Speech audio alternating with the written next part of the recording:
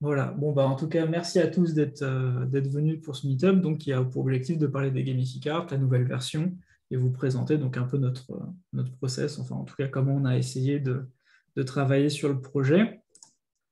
Alors, une question qui se pose potentiellement, en tout cas pour ceux qui connaissent les Gamificart, parce que c'est un jeu de cartes qui est disponible via la campagne Ulule de 2020. Donc ça fait déjà 2 ans que les Gamificart sont accessibles à tous. J'avais créé la Gamificart, je pense, à peu près 1 an auparavant pour mon usage personnel.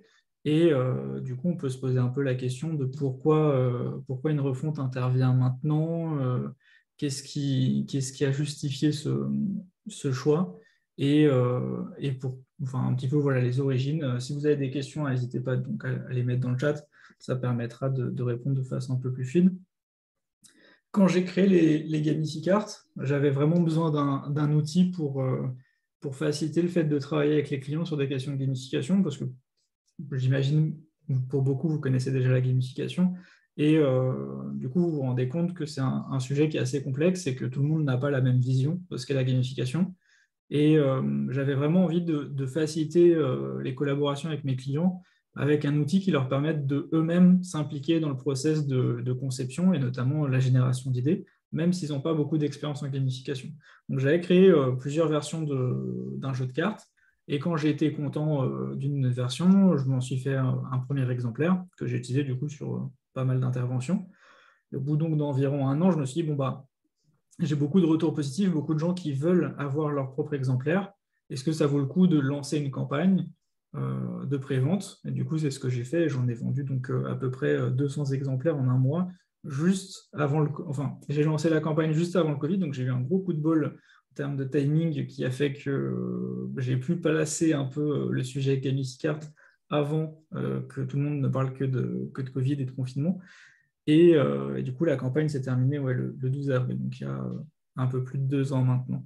Donc, j'avais déjà fait quelques modifications à cette époque-là par rapport à ma première version, mais on était sur un jeu qui était quand même assez proche. Et le fait de diffuser les exemplaires de Gamificart, là en 2 ans en tout, j'en ai vendu à peu près 500.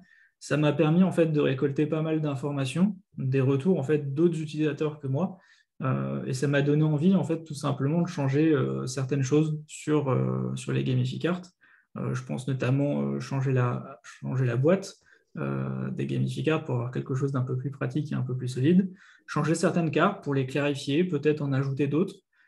Ça m'a donné aussi envie forcément de changer la marque qui est mise en avant, hein, pour ceux qui ont suivi le changement qui a eu lieu il y a quelques temps.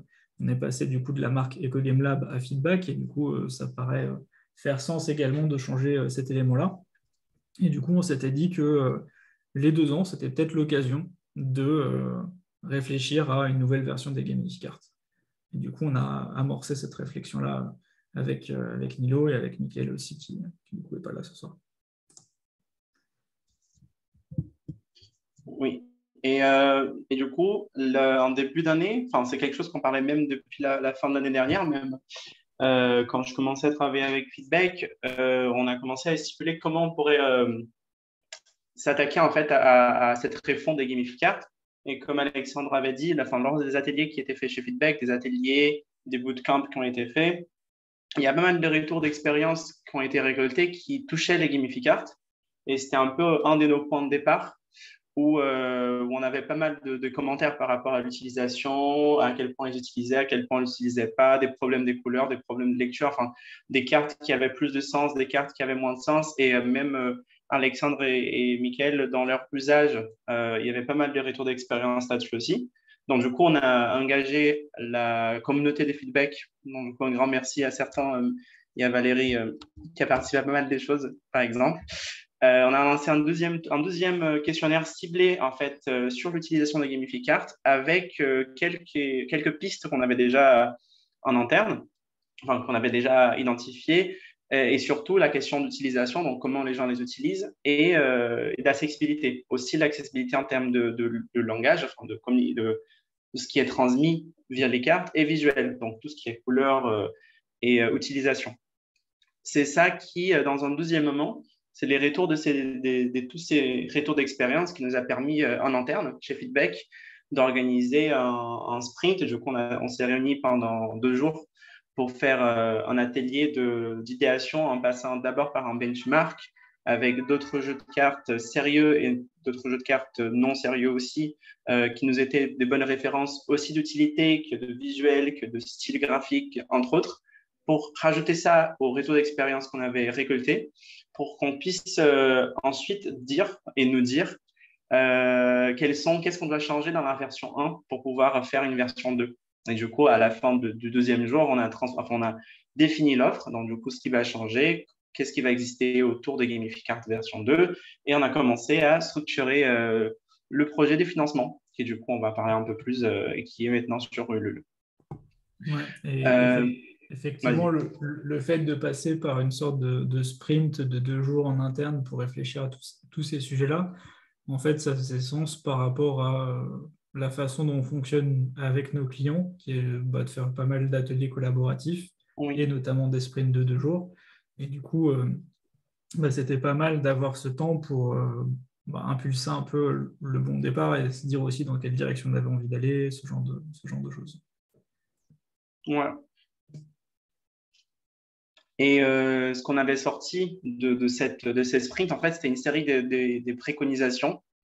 Tu peux juste passer le slide, Ouais, j'ai s'il te cliqué et plaît, Alex. ça Ça chargeait pas, ça voilà. n'allait pas. Qui en gros, c'était un jeu français, et français parce qu'avant, on avait une version, enfin, on avait le texte anglais et français dans la même carte, et maintenant, on n'a qu'un français. Plus accessible, et là, ça rentre parce qu'on avait une série de problèmes d'accessibilité par rapport à des contrastes de lecture, par rapport à la version imprimée des cartes, la version digitale, entre autres, et, euh, et une question visuelle aussi d'équilibre entre une sobriété, parce que les gamificards ont quand même un contexte plus sérieux, mais que ça reste quand même un visuel intéressant. Pour aider à générer des idées de gamification, on a, suite à l'expérience qu'on avait, on a changé quelque chose.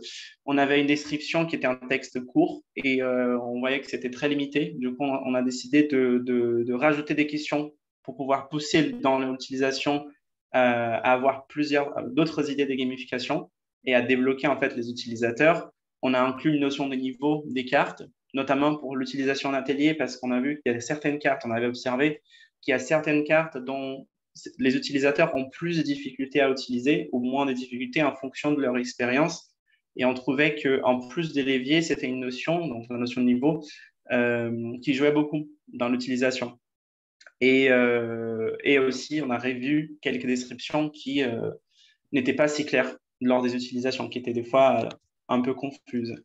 Et enfin, la dernière préconisation, c'est quel qu'il soit le format, d'abord parce que même si on rajoute de texte, on a une préférence pour l'utilisation en atelier. Donc, du coup, on garde quand même un très grande image avec un très grand titre et les textes descriptifs viennent dans un deuxième moment. Mais aussi,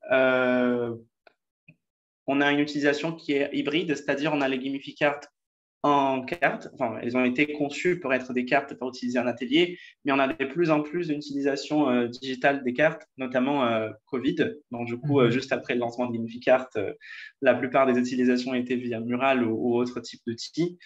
Et, et du coup, il y a une accordance qu'on a dû faire pour garder en fait cette cohérence entre tout type de format et plateforme qu'on allait les utiliser. Du coup, c'est quelque chose qu'on fait plus attention pour cette deuxième version aussi. Ouais, complètement. Le but du sprint était vraiment de se remettre d'accord, on va dire, sur un cadre d'usage important pour nous, au vu des retours qu'on avait de la part de nos utilisateurs, puisqu'en soi, des outils sur la gamification, il y en a sans doute besoin de plus que simplement les gamificards.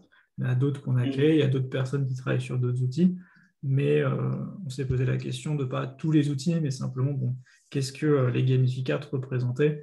Et c'est donc un peu ces éléments-là que Nilo vous a présentés qui revenaient de façon plus importante. Ouais. Et ce qui est intéressant à ajouter aussi, c'est que tout ça, en fait, c'était des discussions qu'on n'était pas encore venu à toucher sur le format des cartes concrètement. C'était juste des préconisations qu'on allait garder pour les étapes de suite, pour les étapes d'après. Et c'est des étapes on a développées, enfin, moi, en tant que designer du projet, Je développais beaucoup avec l'aide de la communauté, comme j'avais dit, où on a pas mal échangé, on a pu faire des tests utilisateurs, on a pu faire une récolte d'avis sur ce qui était développé. Et c'est ça qui m'a permis en fait de pas mal avancer aussi de mon côté par rapport au format de ces nouvelles cartes.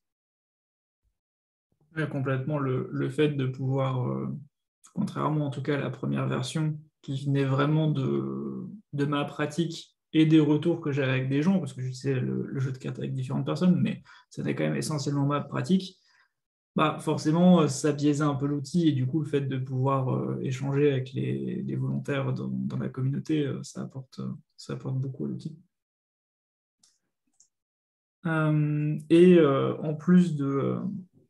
En plus du coup du fait de travailler donc cette fois-ci à trois sur les gamificards avec Nilo et Mickaël, on a aussi reçu du soutien de la part de personnes qui étaient en train de suivre une formation chez Ironac.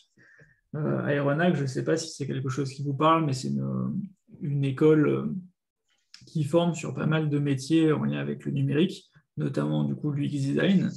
Et du coup, les étudiants doivent faire des projets un peu tutorés, encadrés pour des entre guillemets clients afin d'être mis en situation. C'est pas exactement des stages classiques, mais ça s'en approche et c'est un peu plus courant. Et donc, on a eu la chance d'avoir deux personnes qui sont venues nous aider sur les outils qu'on déploie au sein de Feedback. Donc, on a eu Salomé qui a travaillé notamment avec Nilo sur les gamificards et Amandine qui a travaillé notamment avec moi sur la formation en ligne gratuite pour voir comment on pouvait améliorer ces outils et notamment améliorer la prise en main des outils. Donc, c'est pour ça que vous avez probablement reçu, en tout cas pour certains d'entre vous, des questionnaires pour faire remonter de l'information, voire des demandes du coup d'entretien. Et c'est donc des éléments qui nous ont permis d'affiner encore des éléments de conception sur ces deux outils. Alors, je ne vais pas forcément vous montrer de suite les résultats un peu de Salomé et Amandine, parce qu'elles ont fini donc récemment leur formation et le projet tutoré, mais vous aurez l'occasion de voir des choses passer, notamment via la fin de la campagne et par la suite également. Donc, ça va être assez cool et on les remercie du coup beaucoup d'être venus nous aider sur les projets. Et en ce qui est du résultat à quoi les nouvelles cartes ça ressemble, il y a un petit détail en plus par rapport à ce que je vous avais dit avant, par rapport aux questions, au fait de garder les grandes icônes avec les grands titres, qui est, on a un nouveau type de carte, enfin, une nouvelle spécificité sur les cartes, c'est qu'il y a certaines cartes qu'on a assumé le fait qu'ils aient deux leviers. C'est quelque chose qui nous avait été pas mal questionné et que nous aussi, on sentait le besoin, enfin, on reconnaissait qu'il y avait certaines des cartes qui pourraient être bien placées dans n'importe quel des deux leviers. Et du coup, on a adapté le visuel de façon à qu'ils puissent avoir les deux leviers. Donc, du coup, ça justifie un peu les nouveaux formats des cartes aussi pour les rectos, pour les versos, et en faisant attention à d'autres notions d'accessibilité. Donc, le fait d'avoir le nom de l'évier, des vents, et pas uniquement s'y baser sur la couleur, c'est quelque chose c'est un a priori qu'on avait parti, enfin, sur lequel on était parti pour la version 1 et qu'on a répété dans le test des personnes à carte. Et on reconnaît que de mettre le nom de l'évier, ça permet d'avoir une précision plus claire plutôt que juste travailler avec la couleur. Ouais, complètement. Et qui en parlant de couleur, c'était juste pour montrer le fait on ait fait un travail sur le contraste des couleurs, notamment parce que les couleurs que vous voyez là, c'est les couleurs digitaux. Le petit cercle à gauche, c'est le cercle des anciennes couleurs et à droite, les plus grands, c'est les nouvelles. Et on avait un énorme problème avec le contraste des bleus et les contrastes des rouges. Les contrastes des rouges, les plus grands sur la version imprimée. Et on a fait des tests d'impression et des tests aussi pour l'imprimé que pour le digital, pour qu'on ait suffisamment de contraste et surtout une fois que les couleurs sont appliquées, c'est-à-dire la couleur avec sa voisine, et qu'on ait aussi un contraste de lecture mieux aussi sur le blanc que sur le fond, histoire de bon fonctionnement avec les icônes, mais aussi avec du texte. Et de façon générale, rendre aussi plus facile la distinction entre les couleurs, Ouais, par chose qui est assez conséquent. importante. Alors les icônes et les noms des leviers peuvent aider sur certains points, mais c'est vrai que d'avoir des couleurs plus différenciables, c'était quelque chose d'assez important aussi pour le projet. Quelques mots sur l'usage numérique des gamificards. À l'origine, j'imaginais vraiment avoir un jeu de cartes qui serve du coup en atelier présentiel. Forcément, le Covid est passé par là et a impacté un petit peu le fonctionnement des cartes et notamment aussi la livraison, même si je vais en reparler un petit peu tout à l'heure.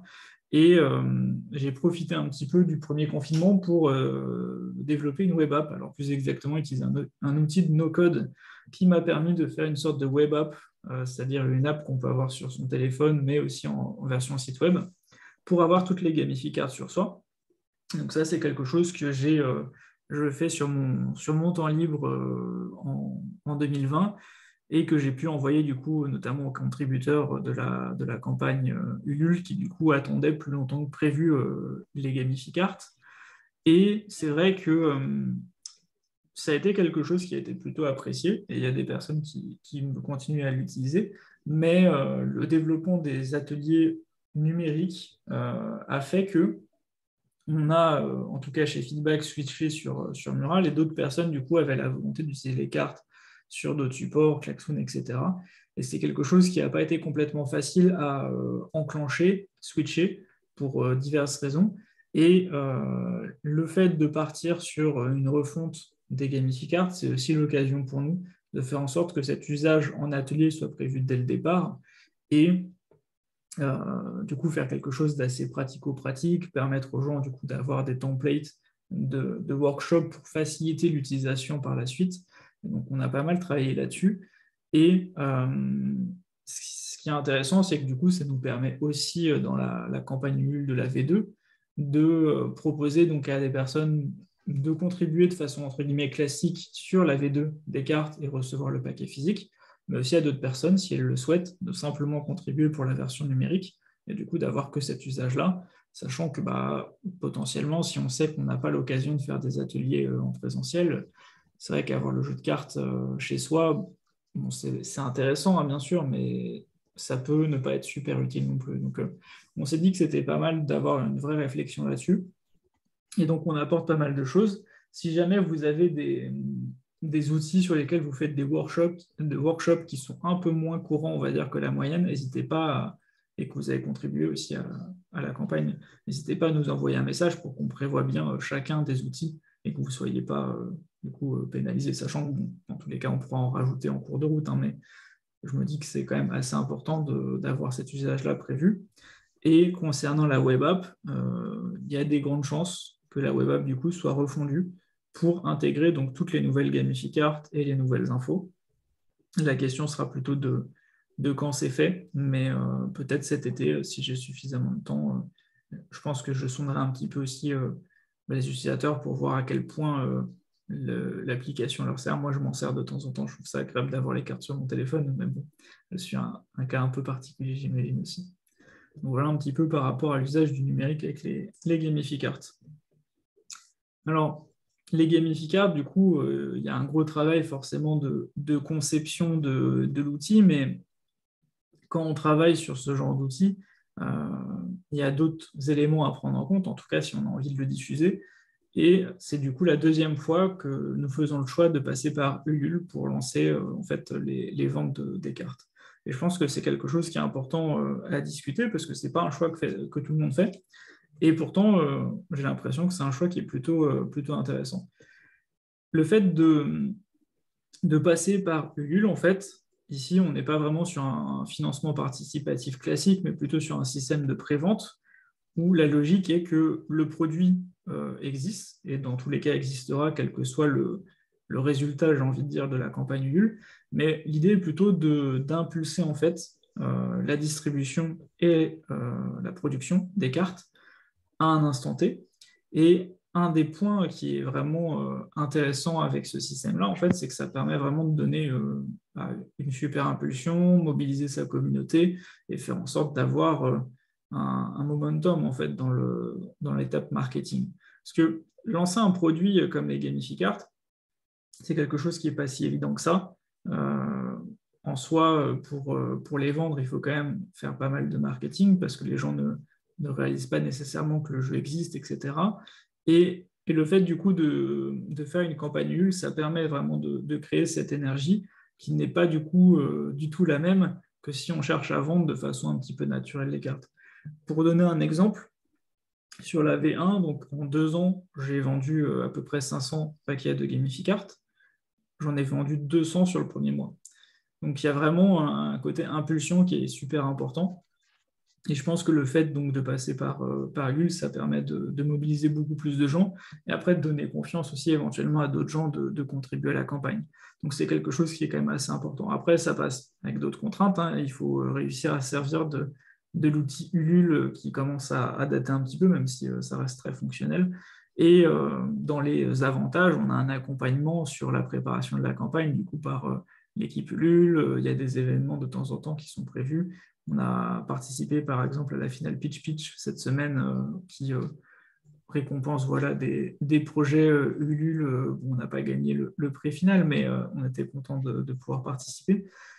Et je pense qu'il y a vraiment un enjeu sur le fait de participer à des campagnes de ce type-là. Si jamais, en tout cas, vous créez un jour un outil et que vous avez envie de le diffuser, je pense que c'est vraiment quelque chose d'assez pertinent et à prendre en compte, même si ça nécessite peut-être un peu plus de travail que simplement vendre en autonomie.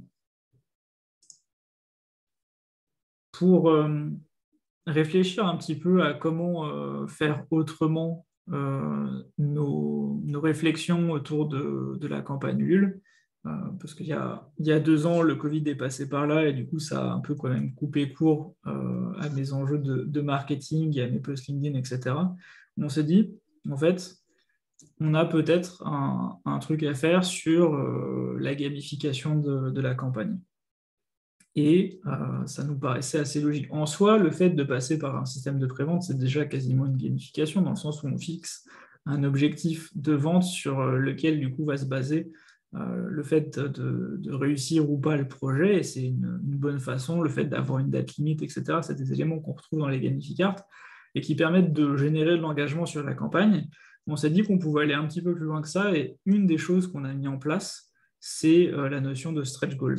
Je ne sais pas si vous connaissez les stretch goals, c'est en fait des sortes d'objectifs bonus que on va chercher à atteindre avec du coup, la communauté de personnes qui contribuent à la campagne. Et on s'est dit que c'était une bonne façon de finalement à la fois mobiliser les personnes de la campagne et à la fois récompenser aussi les personnes qui nous soutiennent, dans le sens où nous, ça nous oblige, entre guillemets, à faire des choses supplémentaires sur la campagne qui vont bénéficier du coup à tous ceux qui ont financé la campagne, ainsi qu'à ceux qui ont financé la campagne de la V1. Donc on a mis en place ces objectifs. Alors comme vous voyez, il y en a certains qui sont déjà atteints. On est assez proche d'ailleurs du palier numéro 3. Et on a du coup différents objectifs qui sont encore cachés et qui vont pouvoir se débloquer dans la suite de la campagne. On a lancé récemment aussi un objectif social sur LinkedIn où le but est du coup de publier un post sur LinkedIn, c'est plus simple, avec le hashtag GamifiCardV2. Le but étant, s'il y a 30 personnes qui font ça, de débloquer les personnes à cartes qui sont un autre jeu de cartes. Vous pouvez voir les infos sur la page Ulule. Il y a un autre jeu de cartes sur lesquels on a travaillé qui est assez complémentaire des Gamificards. Et là, on rentre, en parlant de stretch goal, on commence de plus en plus à rentrer dans la zone des productions des gamificards où comment dire, c'est même pas qu'on n'y est pas encore, mais que c'est des épisodes futurs qu'on a déjà établis.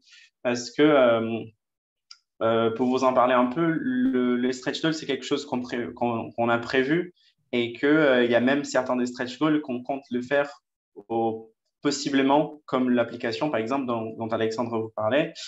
Et le fait de structurer le stretch goal, ça joue beaucoup sur comment la campagne déroule.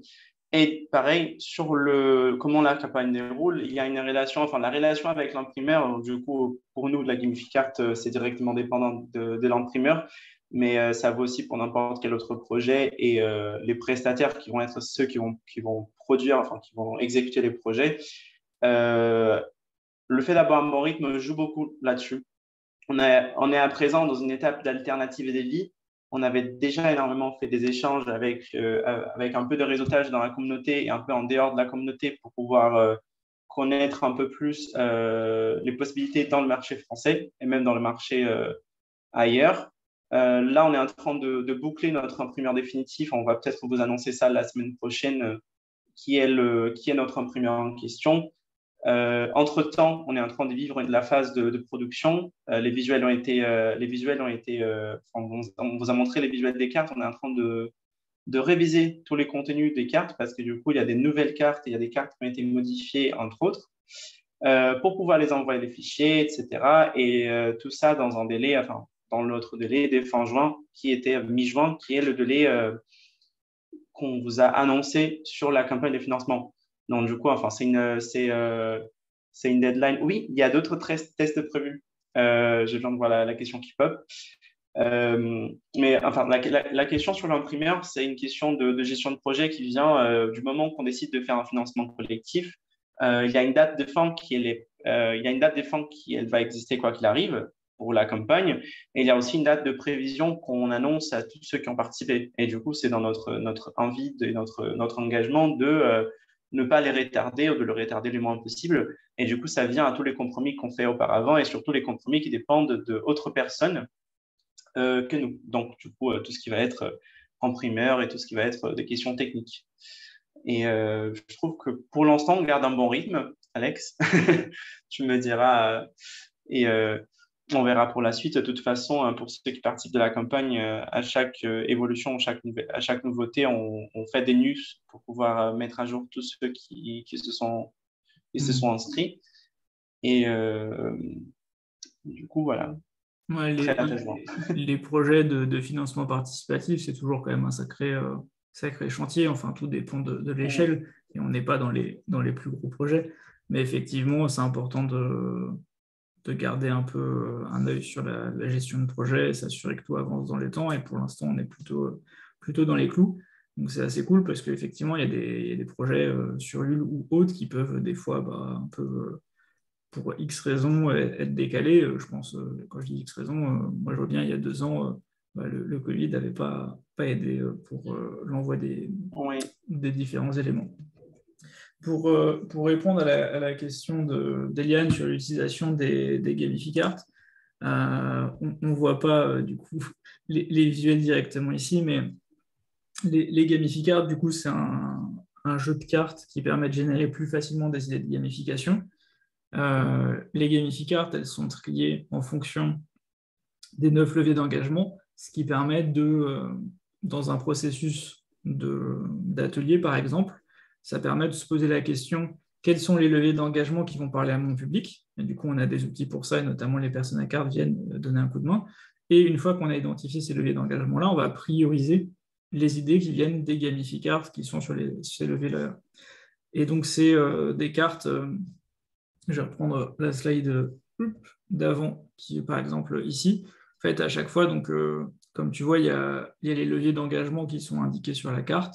On a un niveau de difficulté maintenant en plus. Et sinon, le point classique de la carte, c'est qu'on a un visuel qui illustre un peu la thématique. Donc ici, la barre de progression, on a le titre, barre de progression, et on a du contenu qui est là pour aider à générer des idées. Donc, anciennement, on avait une sorte de description. Actuellement, on a description et questions qui permettent d'approfondir un peu le sujet de la barre de progression. Donc, c'est quelque chose qu'on utilise en atelier avec nos clients et de façon un peu plus rare, on peut utiliser en autonomie pour avoir des idées sur un projet. Donc, c'est vraiment un outil assez spécifique qui correspond du coup à une étape un peu de notre process de gamification, mais qui est une étape assez importante et qui est une étape aussi, comme je disais, qui est assez cool à faire avec ses clients, en fait, voire avec les utilisateurs ou les clients du client. Et du coup, de façon générale, on partage un peu des ressources sur comment utiliser les cartes. Et c'est en lien avec d'autres outils comme la base d'exemples qu'on peut trouver sur notre site ou ce genre de choses. Si tu as des questions pour que j'approfondisse... Est-ce que, en fait, est-ce que vous mettez, parce que générer des idées, si on a l'ensemble des cartes, on peut dire, oh, bah oui, celle-là, elle m'intéresse. ça peut être intéressant, mais on peut se limiter en fait à des choses assez basiques. Est-ce que vous proposez des méthodes pour justement être un peu plus créatif et avec des contraintes, je ne sais pas, utiliser telle carte et telle carte avec tel et tel levier pour imaginer d'autres pratiques. Je ne sais pas. On apporte effectivement une méthode sur les ateliers. Par contre, on ne force pas nécessairement à avoir des idées avec telle ou telle carte en particulier, parce que tout dépend du projet.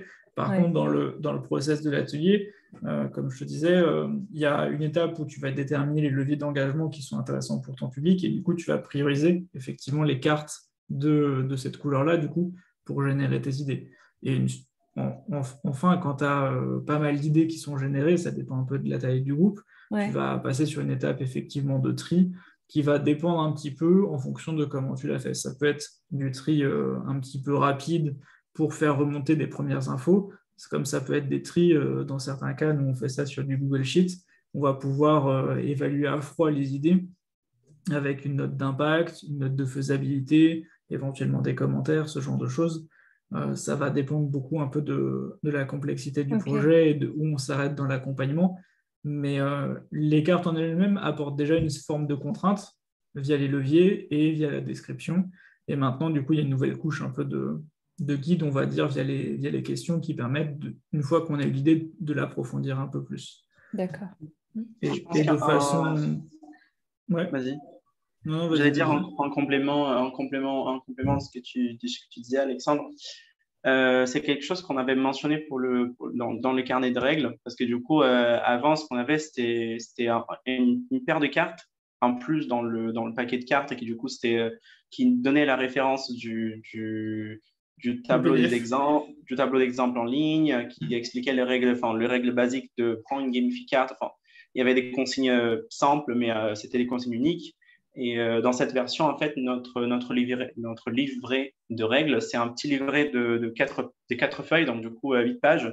Et du coup, sûrement, on aura détaillé un peu plus cela en termes de contenu, chose qu'on n'aurait pas pu faire avant. Il y avait déjà un PDF qui faisait une bonne quinzaine de pages pour détailler, en plus de la version entre guillemets simple d'usage des gamificards, qui donnait un peu plus de contexte sur l'atelier complet. Et du coup, c'est quelque chose effectivement qui va être amélioré pour la V2. Sachant que du coup, dans les objectifs débloqués, il y a aussi le fait qu'on tourne du coup une vidéo spécifique là-dessus. Je pense qu'il y aura d'autres choses qui vont être mises en place au fur et à mesure, parce que dans tous les cas, il y a un véritable enjeu d'appropriation de l'outil. Et du coup, à la fois, on prépare des éléments, notamment en se basant sur nos échanges avec les utilisateurs de la V1, et à la fois, je pense qu'il y aura des choses qui vont continuer à évoluer une fois la campagne finie et les personnes en possession du coup de la V2. En soi, Est-ce que vous allez accompagner, vous prévoyez d'accompagner, je ne sais pas, par des webinaires, ceux qui vous prennent les cartes on a plusieurs idées en tête. On n'est pas encore complètement arrêté sur ce qu'on va faire. Je pense qu'il y aura peut-être une phase de sondage des gens qui ont contribué une fois que la campagne sera finie. On a déjà eu l'occasion de faire pas mal d'ateliers pour différents publics. Par exemple, là, il y a un mois à peu près, on avait fait un atelier à Nantes via FLUPA, qui est une association de UX designers. De temps en temps, on fait des ateliers un peu similaires, du coup en présentiel pour des assos, pour des acteurs divers. Je pense à IFA Rouen l'an dernier aussi, on s'était déplacé. Et à côté de ça, effectivement, je pense qu'il y aura d'autres contenus. Et on a déjà eu aussi l'occasion de faire carrément une formation d'une journée sur du coup comment on anime les ateliers pour des personnes qui avaient envie de vraiment dupliquer ça dans leur structure. Et effectivement, Valérie le mentionne dans le chat, on a 3 challenges sur le site feedback qui sont des trucs un petit peu packagés qui donnent l'occasion de pratiquer aussi, sur lequel potentiellement il y a la possibilité, une fois le travail fait, de le partager à la communauté ou de nous l'envoyer pour avoir un retour. On n'a pas continué cette challenge-là parce que ça prenait un peu de temps, il n'y avait pas suffisamment de personnes qui répondaient au challenge pour que ce soit intéressant, que ça crée des synergies avec les différents membres de la communauté. Mais s'il y a des gens qui s'en emparent, vu qu'ils sont toujours en ligne, potentiellement, peut-être que ça nous donnera envie de soit en proposer d'autres, soit proposer un nouveau format. Dans tous les cas, ça fait partie des enjeux de feedback, le côté démocratisation de la gamification via les cartes, mais via d'autres supports aussi. Et du coup, c'est un sujet qui nous intéresse bien. Donc, on a envie d'avancer là-dessus. Et comme entre 2020 et 2022, il y a eu pas mal de changements à la fois un peu sur les cartes, mais sur les outils connexes, je pense que là, ce sera pareil entre 2022 et je ne sais pas, 2025, si jamais on se dit qu'on change peut-être à nouveau les cartes dans 3-4 ans, quelque chose comme ça. Pour continuer un petit peu la présentation, un des sujets qui se passe une fois qu'on a choisi l'imprimeur et que la campagne est finie, c'est l'envoi des cartes. Et autant l'envoi au compte-gouttes, on va dire, des Gamificards, c'est pas forcément trop embêtant, même si ça nécessite quand même de pouvoir les traiter. Et parfois, moi je le sais, certains du coup des acheteurs le savent aussi. Des fois, il y a un peu de délai parce que potentiellement, je suis en déplacement ou des choses comme ça. Autant, du coup, en 2020, post-Covid, c'était assez compliqué. J'en avais vendu beaucoup plus que ce que je pensais, donc 200 à peu près. Hein. C'était vraiment beaucoup. Et à la fois, le Covid faisait que c'était compliqué de se rassembler et je ne pouvais pas, du coup, demander facilement un coup de main à des potes ou à des collègues entrepreneurs. Et du coup, ça a été vraiment la galère. Alors, vous avez quelques photos de 2020. Cette fois-ci, en 2022, on a fait le choix du coup de passer par des partenaires / prestataires pour nous accompagner à la fois sur certains points au niveau de l'impression et aussi on est en train de régler ça sur l'envoi parce que clairement, ça prend beaucoup d'énergie et c'est une énergie qu'on n'est pas sûr d'avoir là maintenant. Et tout simplement, il y a des gens en fait, qui font le travail de façon pro, alors que nous, du coup, moi, à l'époque, c'était quand même un peu plus amateur. Alors ça s'était bien passé, mais c'était clairement épuisant et je pense que du coup, c'est important de travailler avec les bonnes personnes pour être sûr que ça se passe bien. Donc voilà un petit peu par rapport à ça. Du coup, si vous avez envie de regarder un peu plus d'infos sur le projet, les infos du coup sont sur Ulule. Il y a Milo qui vient de mettre le lien dans le chat, donc n'hésitez pas. Si vous avez des questions sur les cartes ou autres, n'hésitez pas à nous envoyer des petits messages ou poser des questions maintenant, mais si jamais ça vient un peu plus tard, n'hésitez pas à nous contacter aussi. De toute façon, on a encore combien de jours? On a à peu près, oui, c'est ça, j'allais dire une dizaine de jours. Donc voilà, 11 jours encore sur la campagne, qui laisse suffisamment le temps de se poser la question si jamais vous posez des questions. En tout cas, nous jusqu'ici, on est plutôt content de la campagne, qui s'est plutôt bien passée, alors qu'on est sur une période assez chargée côté feedback. Donc on est content que ça prenne, on est content aussi de pouvoir avancer sur le projet, d'avoir des retours enthousiastes de personnes de la communauté. Enfin, on est vraiment content du coup qu'il y ait des gens qui continuent à nous soutenir sur le projet. Ça nous fait très plaisir et du coup, on a hâte d'avoir les cartes en version finale et de vous les envoyer pour que tout le monde puisse les utiliser de façon tranquille, quoi. Voilà un petit peu, effectivement, merci à tous ceux qui soutiennent déjà hein, du coup, le projet Gamificard V2. Et pas de souci à ceux qui doivent partir. Bonne soirée. Juste une petite dernière slide avant de partir sur des questions-réponses, si jamais vous en avez. On avait envie, c'était un peu l'objectif aussi de cette présentation, c'est de vous partager un peu, pas forcément complètement, du coup, pourquoi acheter les cartes ou ce genre de choses, parce qu'on passe déjà pas mal de temps à communiquer sur pas mal de réseaux, et je pense que pour la plupart, vous voyez déjà beaucoup de nos communications, mais plutôt, l'idée, c'était aussi de vous partager un peu comment on le faisait, pourquoi, et potentiellement, quels sont les conseils à avoir en tête si jamais vous avez envie de faire votre propre jeu, chose que, clairement, moi, je recommande.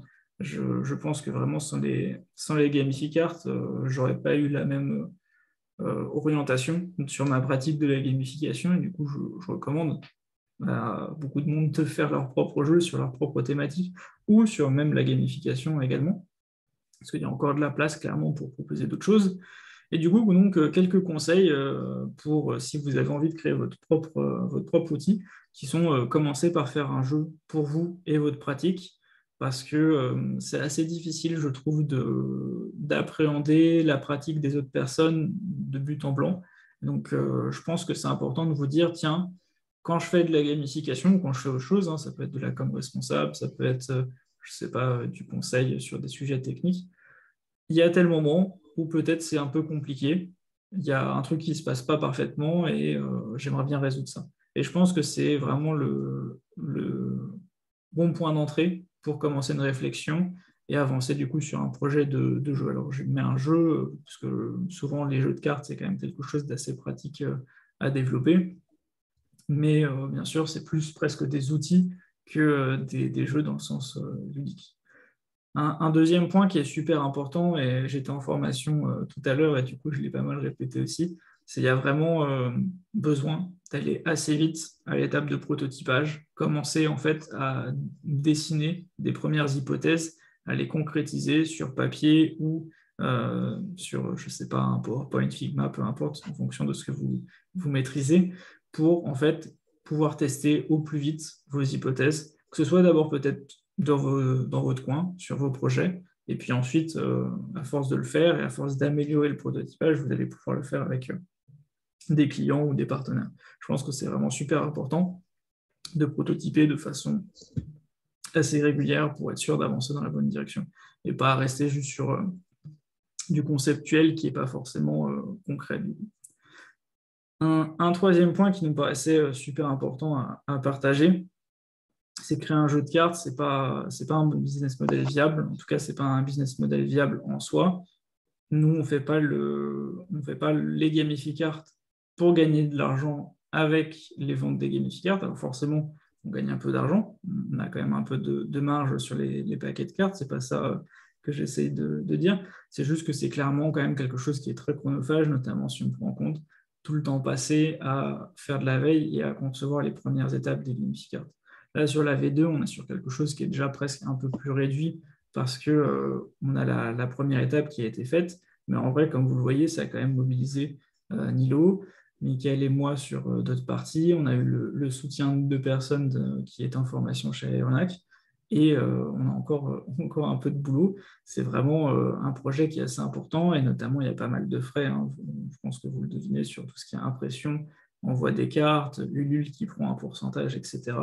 Donc, créer un jeu de cartes, c'est pas, je pense, une solution en se disant, ça y est, je vais gagner plein d'argent avec le jeu de cartes.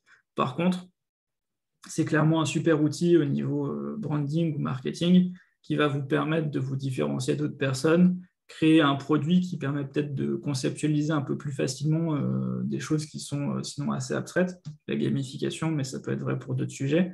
Et donc, clairement, ça peut être un investissement sur le long terme qui est très intéressant. Mais il ne faut pas forcément voir ça du coup comme quelque chose qui apporte un retour sur investissement à temps court. Même là, en se disant, bon, on en a vendu, je ne sais plus combien il y a de préventes, on est peut-être à 130, quelque chose comme ça. Bah, c'est bien et ça permet du coup de financer l'impression, ça permet d'avoir du stock, etc. Mais clairement, c'est pas non plus une solution miracle comme pourraient l'être certaines personnes qui font des arnaques avec des NFT ou ce genre de choses. Donc voilà. C'était en tout cas les points qui nous paraissaient importants à vous présenter sur la création potentiellement de votre futur jeu. Et du coup, je vous propose un petit temps de questions-réponses. Je ne sais pas si vous avez des questions que vous avez envie de nous poser. On va essayer de faire au mieux pour y répondre. Alors, il y a Valérie qui demande, est-ce que les gamificards ont beaucoup évolué depuis le dernier atelier? Si Nino, je est-ce peux que répondre tu... en voix haute, oui, Oui, ce ça me sera plus facilite simple. le travail de taper la réponse. Évoluer dans le sens d'arriver dans une clôture, oui. Évoluer d'être modifié, pas énormément. Il y a deux choses, surtout par rapport au dernier atelier, qui ont été des gros changements, dont le premier était la description qu'on a rajoutée. J'ai réussi à négocier avec Alexandre et Mickaël du fait que la description passait dans les dévents des cartes. Et pourquoi dans les dévents des cartes? On était en train de tester différents formats pour pouvoir faire un recto verso. du coup, pour les autres, je mentionne avec la communauté. Dans un des tests utilisateurs, on discutait sur la possibilité de faire un recto verso où on avait la description de la recto, donc du coup une version facile. Et si jamais ça suffisait pas, on pourrait accéder au verso et avoir les questions pour pouvoir aller un peu plus loin. Et, et du coup, avec Alexandre, enfin, on remuait cette idée. Et du coup, on avait fait des tests et tout ça pour le verso. Et en fin de compte, on a décidé de garder en verso sans trop d'informations et de garder et surtout en fait de garder toutes les informations sur le recto parce qu'on va avoir un format digital aussi. Et du coup, le fait d'avoir toutes les informations dans une seule façade, enfin dans seulement le recto, ça permettrait de ne pas avoir le problème dans le format digital. C'était la décision qu'on avait prise. Du coup, dans ce cas, c'était technique. Enfin, technique d'un point de vue, c'était une il y a un décision. volet technique. Et à côté, Oui. il y avait aussi le fait que potentiellement, si on se dit on met les informations au dos pour que les gens ne les voient pas, en fait, quand tu as des personnes en atelier qui ont les cartes dans les mains, bah, naturellement, en fait, elles jouent déjà un peu avec les cartes, elles les retournent, et si elles ont envie d'avoir les infos au dos, elles les auront. Donc, c'était pas vraiment, c'était pas vraiment un gain enfin un gain et un problème technique à résoudre, c'était juste un gain qui était assez minime et un problème un peu technique. Du coup, on s'est dit ça vaut pas Ouais. ça vaut Même pas si la perso, peine. j'étais très fan de l'idée à la base. Et, mais du coup, ces deux-là, c'était les grandes décisions, changement des cartes. Après, les autres choses, c'était plus des petites ajustes comme la taille du numéro en bas. On a changé le layout du niveau pour qu'il soit plus grand parce qu'on a eu enfin, on nous avait donné le retour qu'il était trop petit. Enfin, c'est des Oui. petits retours on a fait dans le dossier, dans le document qu'on va envoyer à l'imprimeur. Ouais, il y a plein de changements effectivement qui se font un peu au fil de l'eau, mais qui sont assez minimes. Et Et ils sont très importants. Ils sont petits. sur la formulation des questions, on est en train de les rédiger. On est à 60% peut-être, quelque chose comme Oui, ça. Donc on et est c'est en les train prochains tests de... utilisateurs. Voilà, c'est ça. On est en train de finaliser ça. On va avoir une phase de test pour voir un peu comment les questions sont perçues, pour à la fois s'assurer que ce soit bien, pour éventuellement améliorer celles qui sont un peu plus compliquées ou qui sont un peu moins utiles. Et puis, travail éventuellement d'uniformisation de certaines questions aussi qu'on va étudier, sachant que dans tous les cas, le fait d'avoir un système de niveau aussi nous permet d'avoir des questions qui potentiellement sur les cartes niveau 3 peuvent être moins bien comprises, mais moins gênantes parce que potentiellement, du coup, ce sera pour des personnes un peu plus expertes et ça n'empêche pas aussi de notre côté d'éventuellement avoir un contenu annexe qui peut-être précise des éléments par rapport aux questions plus compliquées. Et notamment, j'espère pouvoir continuer à travailler sur la base d'exemples de gamification, où là, on est à peu près à 70 exemples, ce qui est déjà pas mal, mais j'aimerais bien pouvoir proposer 2-3 exemples par carte. Et plus, on les a, les exemples, enfin, dans la communauté. Il y en a déjà plein qui sont partagés. Il faut juste faire un petit travail de mettre ça dans la base de données. Et puis voilà quoi. Je ne sais pas si vous avez d'autres questions ou Ouais. remarques ou des choses comme ça. Ouais. Comment on s'inscrit pour les prochains tests? Eh ben, C'est très simple. Oui. Il suffit juste dans la communauté, Ouais. il faut juste nous dire j'aimerais bien participer au canal de test et du coup on te rajoutera et pour la Mais suite. je voudrais bien participer au canal de test. J'ai fait ça de suite. je suis en train de t'ajouter. Passe, je Super. le fais d'abord. Et par contre, si jamais vous avez besoin de faire un travail de triage et tout, je suis dispo si tu veux. Là, sur les 3 semaines, mois prochains, pas grand-chose. Ok, ça marche.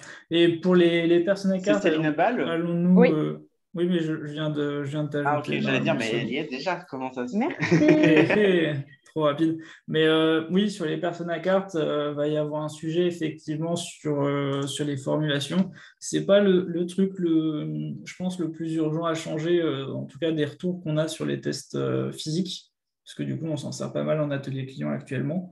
Mais ça fait partie des choses à changer.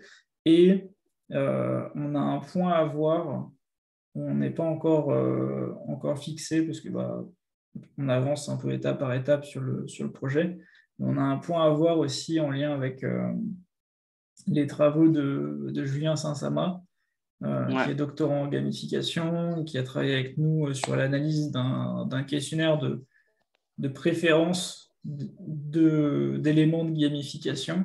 Et il y a des nouvelles conclusions qui partagent d'ailleurs demain matin sur un colloque en ligne, plutôt en mode recherche sur gamification, ludopédagogie, etc. Et du coup, potentiellement, les résultats qu'il a dans le questionnaire pourraient être intéressants à transposer dans l'outil Persona-Card. Parce qu'au final, les deux outils sont appliqués à la même étape pour le même objectif, qui est de comprendre les leviers d'engagement de son public. Donc, je pense qu'il y a un enjeu là-dessus, mais ça viendra du coup un petit peu après cette étape. On attend que les résultats soient officiels pour pouvoir travailler dessus, on va dire. Ouais, oui, il y a Parce que... aussi, ouais. Ouais. Complètement. Donc voilà.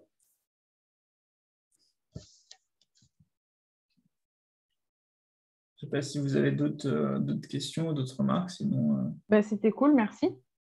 Ouais, avec plaisir.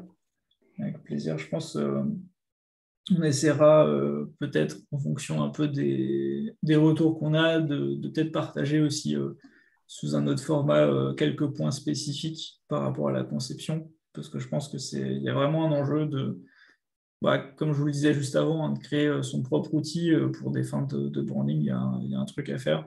Et du coup, je pense que c'est intéressant si on peut justement partager un peu notre expérience là-dessus. Donc voilà. Merci. Merci à vous en tout cas. Du coup, je coupe. Merci à tous d'être venus. L'enregistrement. Et puis bonne fin de journée à Marie-Jo, qui doit être au milieu de sa journée, non? Bon début de journée. Ouais. Merci. Ça va, au moins il fait beau? Non, aujourd'hui il pleut puis il fait encore un peu froid ici. Là. Moi, il fait 40 degrés. Ouais, non, nous, c'est comme 9 ou 10. Là. OK. Ouais. Profite. Ouais. Merci.